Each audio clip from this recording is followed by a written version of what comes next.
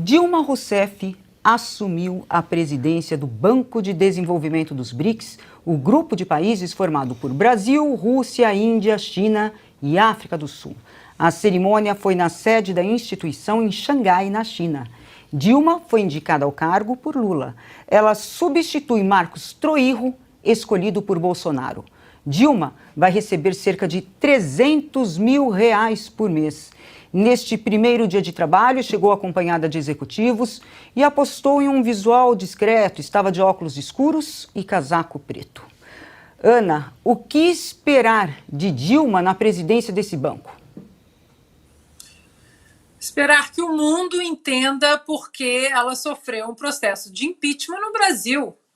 Vai ficar óbvio, né? As pessoas vão olhar e falar: por isso, porque não sabe fazer conta, porque não sabe gerenciar absolutamente nada, porque apenas coloca à frente da sua administração apenas uma ideologia e não um lado, uma vertente técnica. E aí, falando desse lado técnico, né?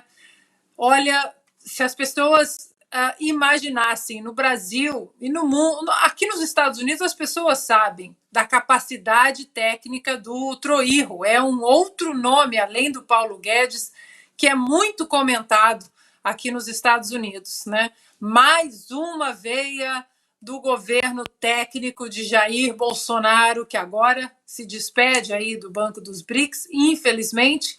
E o nome do Brasil vai cair na lama, não tem como. Onde a Dilma coloca a mão, não dá certo, né? Não deu certo numa lojinha, né, de R$1,99, não deu certo como presidente do Brasil, não vai dar certo ali.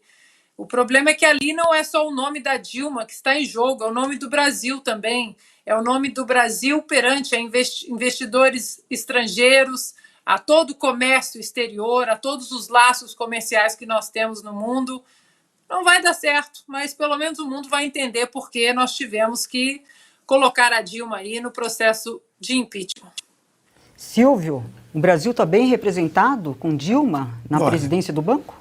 Olha, Cris, vamos lá, né? Primeiro, relembrar que quem ocupava essa cadeira era o competentíssimo Marcos Troirro, né? Então, é aquela velha história em que sai de campo um grande jogador e você olha para o banco de reservas, para o substituto e dá medo. Bom, Banco dos BRICS tem uma carteira, tem 100 bilhões de dólares. Então, você imagina que a Dilma vai cuidar da distribuição desse montante, sendo que ela fez o que fez com as contas públicas no Brasil, o pior governo desde Fernando Collor, sem dúvida nenhuma, né? O Brasil em recessão, desemprego, ministros sendo defenestrados do governo por desvios, por corrupção.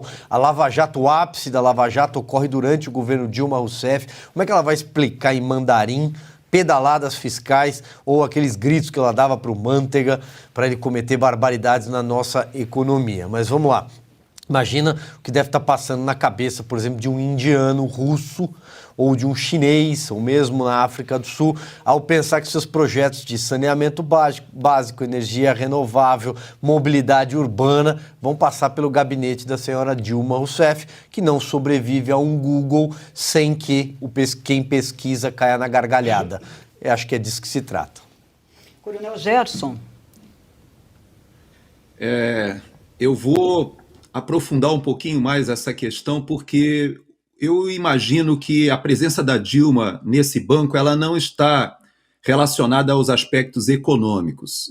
Eu sei desses 100 bilhões que o Silvio mencionou, e realmente seria uma temeridade, mas existem normas técnicas muito bem estabelecidas para a utilização desses financiamentos em obras de infraestrutura, e inclusive grande parte dos projetos já estão acordados e seguem uma forma, né, de aplicação desses recursos de acordo com um consenso dos países ali.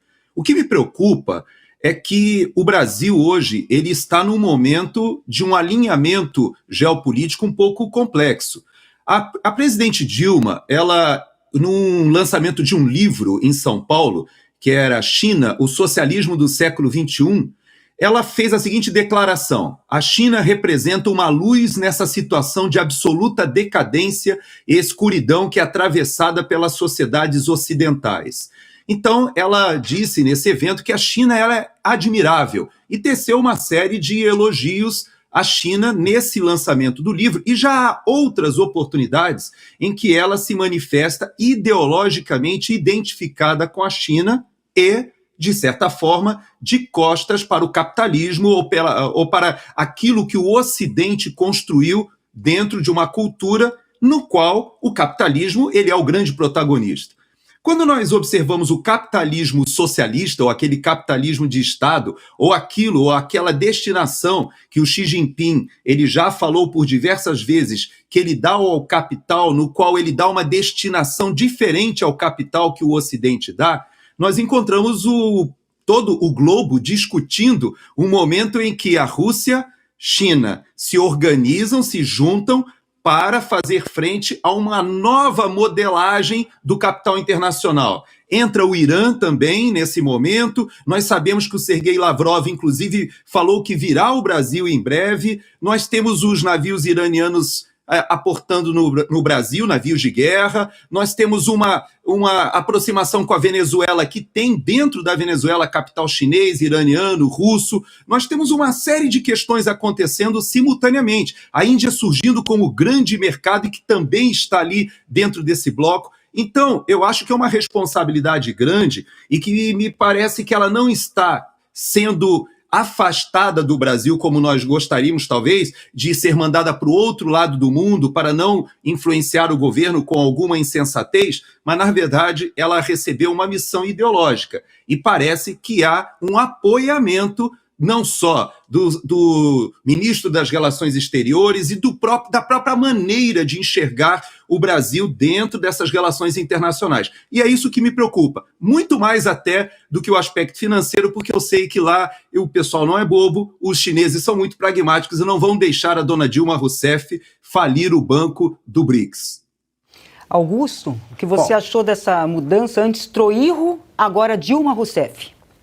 Sai o Pelé, entra o Cafuringa, né? É um negócio assim, tem de anunciar como um locutor esportivo, né? Vai explicar o quê? Como mostraremos ainda nessa semana. Eu vou ficar, para ser bem objetiva, por enquanto, eu vou ficar numa frase que eu vi na internet e que realmente resume tudo aí. O Brasil sabe ser vingativo, né? Os chineses mandaram um vírus para cá, nós mandamos a Dilma Rousseff para lá. Não é brincadeira.